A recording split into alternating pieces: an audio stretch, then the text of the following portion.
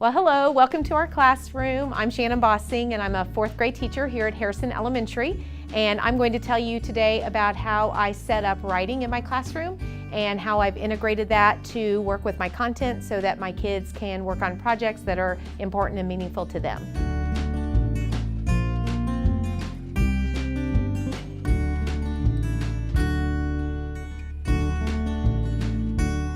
On our first stop, this is my meeting area that I have every day. I think it's still really important for upper elementary kids to have a common spot, especially as we have moved more to alternative seating and alternative choices of what our kids might be doing. There's times when I just really need their attention and I need them to come in and get focused on me so I can teach a skill, teach a mini lesson, and then they go back out to work. And so my kids come to the carpet and they sit here. They have to be somewhere on the carpet and they can do turn and talk. They can listen to me. They can process the information and then go right back out to their spots to do their project work. Because my kids sit with free choice seating, they could be anywhere in the classroom. I like to have them accessible to their supplies at any time. And so my students have bags that are also their Reader's Workshop book bags. So they've got that in here, but they have their folder right in here for their writing. I like these folders a lot because they have areas for all of their different subjects that we might be studying. So sometimes my kiddos will put things just into the writing pocket. And this is when we're doing a writing project. So at the beginning of the year, we started a unit on personal narratives. And so this is the work that she started to get to her final project on personal narratives. Other times, their writing projects are directly connected to their content. So they can turn over here, and in their content pocket, you'll see I also have writing right here. And this is the beginning of a paragraph that we wrote about a Native American tribe. And so you'll see that I can go through the writing process with them, but doing it within their PBL of our Native American study.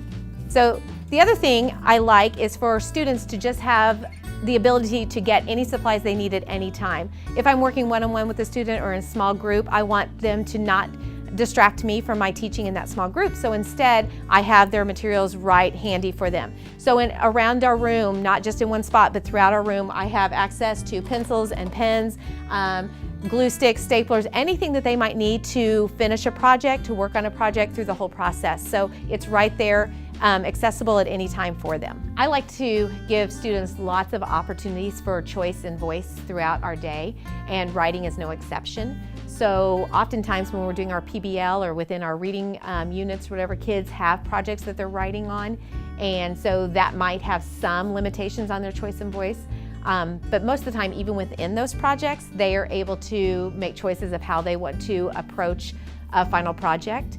So I do use a must do and a may do in our classroom. So these are the options that have to be done throughout the day, and here are some may do. So up here it might be, and you can see where we finished our Native American paragraph.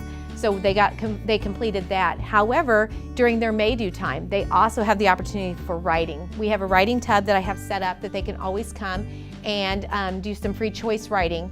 And it has some prompts in it, but also has all kinds of different paper that they can use. It has different subjects and topics that they can find. It has pages that they can use for illustrations to go with projects that they decide to do on their own with their free choice. My students have a lot of choice in our classroom, and they choose topics for their writing, they choose topics for their projects. We integrate writing into every subject, so my kids are writing throughout the day, starting with reading, focusing on how to respond to their reading. We do it in math and focus on writing about our math, and then in our projects we write and really fully integrate writing into all of our PBLs that we're doing in the classroom.